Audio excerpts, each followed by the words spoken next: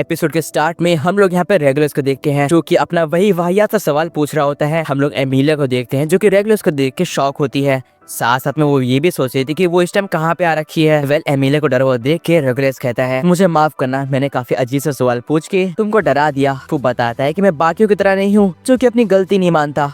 मुझे पता है कि मुझे कब अपोलोजाइज करना है और कब नहीं। ये सुन के एमिलिया कहती है दिल से अपोलोजाइज करना काफी अच्छा होता है, तुम्हारी आदत काफी अच्छी है। ये सुन के रेगुलर्स कहता है तुमने सही कहा, लेकिन उसके बाद भी ना जाने कितने लोग इसे सही से निभाते नहीं है। वेल मैं अपना सवाल वापस पूछता हूँ, क्या तुम वर्जिन हो? ये सुनने के बाद एमिलिया कहती है माफ करिएगा, लेकिन मुझे नहीं पता कि सबका मतलब क्या होता है। और ये सुन के रेगुलर्स कहता है मैंने जैसा सोचा था तुम बिल्कुल वैसी ही हो, बिल्कुल इनोसेंट। फिर इसका साफ मतलब ही तुम वर्जिन हो। अब एमिलिया बोल रही होती है कि तुम कहना क्या चाहते हो और मैं यहाँ पे कहाँ से आ गई। फिलहाल रेगुलर्स कहता है माफ करना, मैंने अपने आप को इंट्रोड्यूस नहीं करा। मेरा नाम है रेगुलर्स और मैं यहाँ पे सिन आर्बिट शॉप ऑफ फ्राइड हूँ। तभी रेगुलर्स यहाँ पे क्लैप करता है और वहाँ पे एक लेडी आ जाती है। रेगुलर्स बताता है कि तुम मेरे 79th वाइफ बनने वाली हो और तुम हमने जो सामने देख रही हो वो मेरी 119th वाइफ है। रेगुलर्स यहाँ पे इसको प्रेज करते हुए कहता है मैंने तुम्हें स्माइल करने के लिए मना करा था और तुम वैसा ही कर रही हो, जो कि काफी अच्छा है। फिलहाल रेगुलर्स एमिलिया से कहता है कि उसके दिए हुए कपड़े एमिलिया पहन ले और रेगुलर्स उससे बाद में मिलेगा। उसके जाने के बाद एमिलिया यहाँ पे इससे पूछती है कि तुम कौन हो। इस पे ये बोलती है कि वो रेगुलर्स की वाइफ है और अब एमिलिया बोलती है कि मुझे ऐसा कुछ भी याद नहीं है। जिसपे ये बोलती है अगर रेगुलर समन ने आपको वाइफ मान लिया है तो आपको ये मानना ही होगा, आपके पास और कोई चारा नहीं है। फिलहाल वहीं पे सीन शिफ्ट होता है और हम लोग यहाँ पे क्रस्ट, जूलियस और सुबारू को देखते हैं जो कि यहाँ पे ग्लूटनी से लड़ रहे थे। सुबारू यहाँ पे काफी गुस्से के साथ ग्लूटनी के ऊपर अटैक करता है, लेकिन यहाँ पे रॉय एल्फर्ड तो उसको पकड़ लेता है। वो कहता है कि बहुत ही ना समझ वाला खेल खेल रहे हो तुम। तभी जूलियस भी अपनी यहाँ पे स्पिरिट पावर को यूज करके इसके ऊपर अटैक करता है। और अगली सीन में जूलियस यहाँ पे सुबारू से कहता है तुम्हें याद है ना हम लोग यहाँ पे क्यों आए हैं, हमें इस टाइम उस बच्ची को बचाना है। सुबारू जैसे जूलियस की बात सुनता है उसे धीरे धीरे याद आने लग जाता है कि इस टाइम ये इम्पोर्टेंट नहीं है। उसको साथ साथ में ये भी याद आता है कि एल ने उसे बताया था कि ग्लूटनी को अपना असली नाम मत बताना।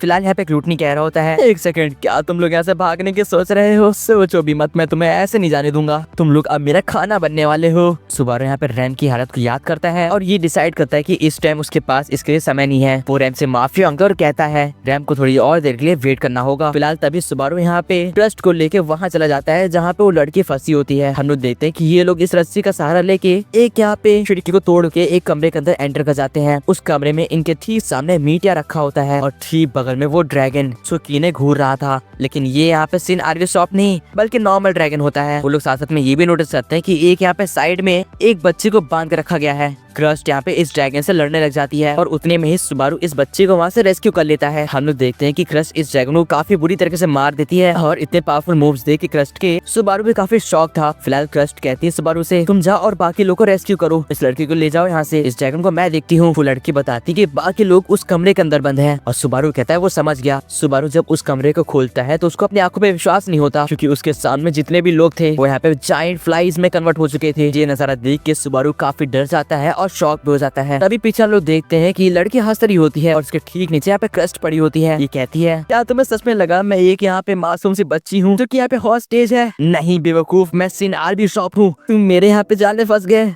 सुबारू यहाँ पे इसको देख के कहता है क्रस्ट के ऊपर से अपना पैर हटाओ बेवकूफ। लेकिन यहाँ पे ये बोल रही होती है क्या हुआ, तुम्हें मेरा पैर कुछ ज्यादा ही पसंद आ गया क्या? वेल मैं हुई थी खूबसूरत। वो कहती है वेल ये लड़की भी कुछ कम खूबसूरत नहीं है। जिसके बाद वो यहाँ पे उसके गलत पार्ट्स पे यहाँ पे दबाते हुए कहती है इसकी बॉडी काफी सॉफ्ट है और काफी ज्यादा मैच्योर भी। सुबारू ये सब सह नहीं पाता और वो यहाँ पे अटैक करता है इसके ऊपर। सुबारू का अटैक यहाँ पे इसके डेड फेस पे जाके लगता है जिससे इसका पूरे फेस का होलिया ही यहाँ पे बिगड़ जाता है। लेकिन ये थोड़ी देर में वापस रिस्टोर हो जाती है और कहती है तुम थोड़े से पागल हो क्या, तुम्हें पता है मैं रीजनरेट कर सकती हूँ। उसके बाद भी फिलहाल अब तुमने मुझे गुस्सा दिला दिया है। और वो बहुत ही लाइट स्पीड से आगे बढ़ती है और सुबारू को बहुत ज्यादा मारती है। अगली सीन में उसके यहाँ पे पंख भी निकल आते हैं। ऐसा लग रहा था कि वो किसी भी चीज के अंदर ट्रांसफॉर्म हो सकती है। उस सुबारू को बहुत मारती है जिसकी वजह से सुबारू की हालत बहुत खराब हो जाती है। लोगों ने कहा हमें बता रही होती है कि वो किसी भी जीव के अंदर यहाँ पे ट्रांसफॉर्म हो सकती है। वो बोलती है कि ये मेरा फेस असली फेस नहीं है बल्कि वो सिन आर्बिट शॉप ऑफ लस्ट है, जिसकी वजह से वो अपना फेस अपना पूरा यहाँ पे बॉडी किसी भी चीज के अंदर ट्रांसफॉर्म कर सकती है। और वो यहाँ पे क्रस्ट का फेस भी लेके दिखाती है, वो बता रही होती है और देखो मैंने बाकी लोगों को भी कितना अच्छा फेस दिया है। ये सुनकर सुबारू कहता है तो इसका मतलब जो लोग वहाँ पे बंद थे, जिसपे यहाँ पे लस्ट हंसते हुए कहती है तुमने सही कहा। सुबारू कहता है कोई ऐसा कर कैसे सकता है, वो कितना ज्यादा घिनौना था। और यहाँ पे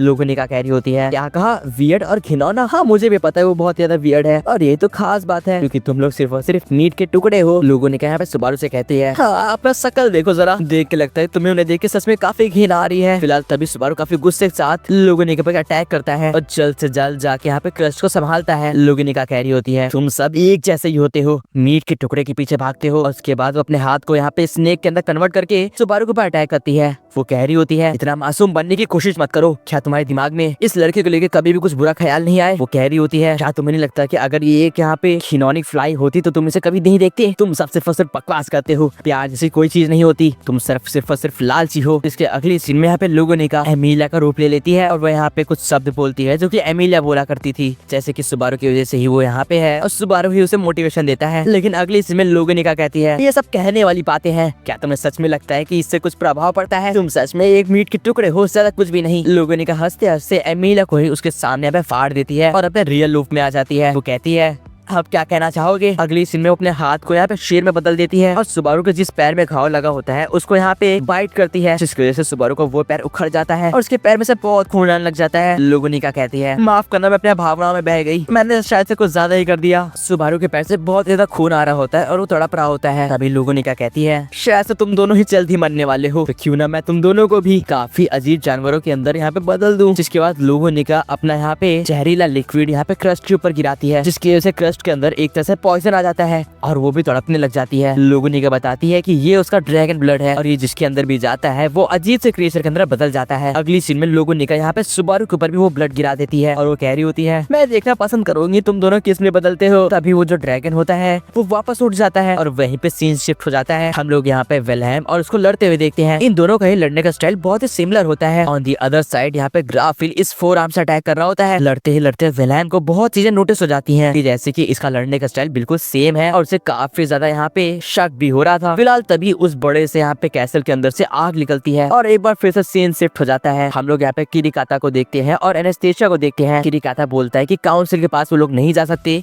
क्योंकि काउंसिल उनको जवाब नहीं दे रहा और इस टाइम किरिकाता भी यहाँ पे उनका टारगेट है, इसलिए उन्हें यहाँ से जल्दी ही निकल जाना चाहिए। इससे पहले वो लोग कुछ कर पाते वहाँ पे भी एक ब्लास्ट होता है और हम लोग देखते हैं कि वहाँ पे और कोई नहीं बल्कि सीरियस आ चुकी है। सीरियस यहाँ पे देख के कह रही होती है इन दोनों के बीच में कितना प्यार है, उस आदमी ने उसको बचाया। फिलहाल एनेस्थेसिया बोलती है ये तो एक सिन आरबी शॉप है। फिलहाल तभी यहाँ पे सीरियस बोल रही होती है हाँ तुमने बिल्कुल सही कहा, मेरा नाम सीरियस है और मैं एक सिन आरबी शॉप हूँ। इससे पहले कि वो अटैक कर पाती यहाँ पे ये दोनों बंदे आ जाते हैं जो कि मीमी के भाई होते हैं। ऊपर से फेल्ट कह रही होती है कि उसने मीमी का यहाँ पे घाव रोक दिया है और वो बच जाएगी। ये दोनों ही कह रहे होते हैं कि इनकी बड़ी बहन यानी कि मीमी ने कहा था कि एनेस्थेसिया को कुछ भी नहीं होना चाहिए। फिलहाल तभी एनेस्थेसिया कहती है कि उसे 2 मिनट की जरूरत होगी, तब तक वो यहाँ से निकल जाएगी। और अगली सीन में किरिकाता और यहाँ पे एनेस्थेसिया वहाँ से भाग निकलते हैं। सामने जाते हुए इनको यहाँ पे काफी नाइट्स मिलते हैं और किरिताका यहाँ पे एनेस्थेसिया से बोलता है अब इस वाटर सिटी की जिम्मेदारी तुम्हारे हाथों में है, हम उसे आगे बढ़ने से रोकेंगे। मुझे पूरी उम्मीद है कि तुम संभाल लोगे एनेस्थेसिया। एक बार फिर से सीन शिफ्ट होता है और हम लोग यहाँ पे रेनहार्ड के डैड को देखते हैं। रेनहार्ड का डैड यहाँ पे वाइन पीते हुए कह रहा होता है क्या तुम भी पियोगे? फिलहाल तभी वहाँ पे एक छोटा सा बग आ जाता है। इसको देख के फेल्ट कहती है कि कीड़ा यहाँ पे कहाँ से आ गया। अगली सीन में वो कीड़ा यहाँ पे फेल्ट के मुंह पे चढ़ जाता है, जिसकी वजह से फेल्ट पैनिक हो जाती है और सही टाइम को यहाँ पे देखते हुए रेनहार्ड अपने डैड को यहाँ पे पकड़ लेता है। उसके डैड कह रहे होते हैं क्या तुम मुझे मारने वाले हो? लेकिन उससे पहले ही फेल्ट यहाँ पे उस वाइन की बोतल से रेनहार्ड के डैड पे अटैक कर देती है, जिसकी वजह से वो बेहोश हो जाता है और हमें मालूम पड़ता है कि वो बग और किसी ने नहीं बल्कि यहाँ पे ओतो ने भेजा था। ओतो को देख के यहाँ पे रेनहार्ड कहता है तुम यहाँ पे कैसे और क्या ये तुमने भेजा था? अगर हाँ तो फिर शुक्रिया। लेकिन फेल्ट बोलती है कोई शुक्रिया की जरूरत नहीं है, मुझे इस दुनिया में सबसे ज्यादा नफरत किसी चीज से है तो वो यहाँ पे कीड़ों से है। फिलहाल यहाँ पे ओतो कहता है लेकिन तुम्हारी जान तो बच गई एटलीस्ट। जब रेनहार्ड पूछता है कि वो यहाँ क्या कर रहा है तो ओतो बताता है कि वो यहाँ पे ग्लूटनी से बचते हुए यहाँ पे आया है। रेनहार्ड जब सुनता है कि वो ग्लूटनी से बच के आया है तो वो शॉक हो जाता है क्योंकि ग्लूटनी से बचना एक आसान बात नहीं। फिलहाल अब यहाँ पे फेल्ट रेनहार्ड को ऑर्डर देती है कि वो ओतो के साथ जाए और बाकी लोगों को रेस्क्यू करे। वो कहती है कि वो यहाँ पे रेनहार्ड को डैड को लेके किसी सेफ जगह पे चली जाएगी। वो साथ में ये भी कह रही होती है कि अपना बेस्ट देना और दिखा देना कि तुम कितने पावरफुल हो। रेनहार्ड के वहां से जाने के बाद फेल्ट सोच रही होती है कि वो इसको कहाँ से कैरी करेगी क्योंकि ये तो काफी भारी है। लेकिन तभी वहाँ पे 2 चमचे आ जाते हैं और फेल्ट इनको देख के कहती है वेल तुम दोनों के लिए काम है। फिलहाल वहाँ पर फिर से सीन शिफ्ट होता है और हम लोग इन दोनों को देखते हैं। इन दोनों को एक अजीब सी आवाज सुनाई दे रही थी और अगली सीन में यहाँ पे बाढ़ आ जाती है। रेनहार्ड और वो फॉक्स तो बच जाते हैं लेकिन यहाँ पे